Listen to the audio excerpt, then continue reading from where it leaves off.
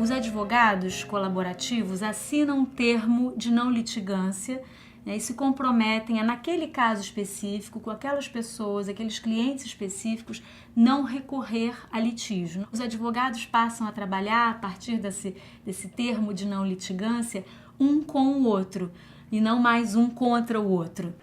O advogado colaborativo, ele defende o interesse do cliente, mas ele também olha o interesse total que está sendo discutido. E existe também a junção de outros profissionais, de outras áreas. Todo mundo trabalha em equipe, trabalha como sendo um time. Os advogados, que na verdade eram parte do conflito, passaram a colaborar e ajudar os casais a encontrar uma forma saudável de separação. Minha função é analisar a situação financeira das partes e sugerir caminhos razoáveis e factíveis. Essa prática começou nos Estados Unidos, a partir da iniciativa de um advogado de família que percebeu os efeitos danosos para o sistema familiar dos processos judiciais. Em 2011, uma médica e 2 advogadas foram aos Estados Unidos para uma capacitação nessas práticas. Voltaram muito entusiasmadas com o que aprenderam e fundaram um grupo de estudos. E esse grupo de estudos resolveu pensar em formas de implementar essa prática na nossa cultura. O advogado é muito mais do que um ajuizador de processos. Ele é um resolvedor de conflitos, um agente de pacificação social. Hoje se fala, tem uma discussão muito forte aqui no Brasil no sentido de que o processo, quer dizer, a sentença dada pelo juiz, ela dá fim ao processo. Não dá fim ao conflito. E a proposta de se pensar é justamente porque, diante de um conflito, as pessoas estão buscando o que é mais justo para elas, o que seria mais razoável.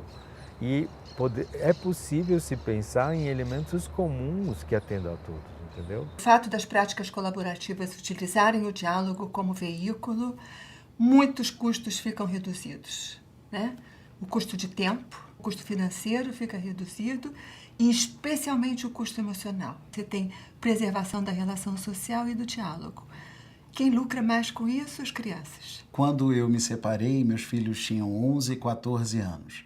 A vida das crianças estava em jogo e isso era o mais importante. A prática colaborativa foi essencial para que nós selássemos a paz nesse momento de conflito. Para a sociedade também vejo benefícios, porque deixamos de judicializar questões do cotidiano, né? Questões emocionais, questões relacionais, né? Esse espaço fica para os juízes resolverem aquilo que realmente precisa desse olhar jurídico ou precisam até do litígio para que possam ser resolvidos. Tem uma consonância enorme com uma política pública recente do Conselho Nacional de Justiça, que é a escolha adequada do instrumento para cada caso, né? O divórcio é uma situação que se beneficia em muito do diálogo como veículo. Vou tentar passar aqui um pouco da experiência que eu vivi passando por um processo de divórcio.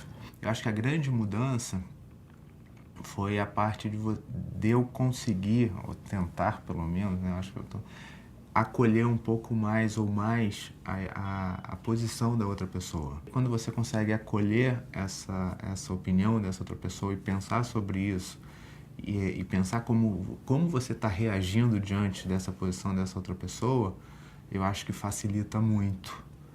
Mas é um exercício, não é uma coisa simples.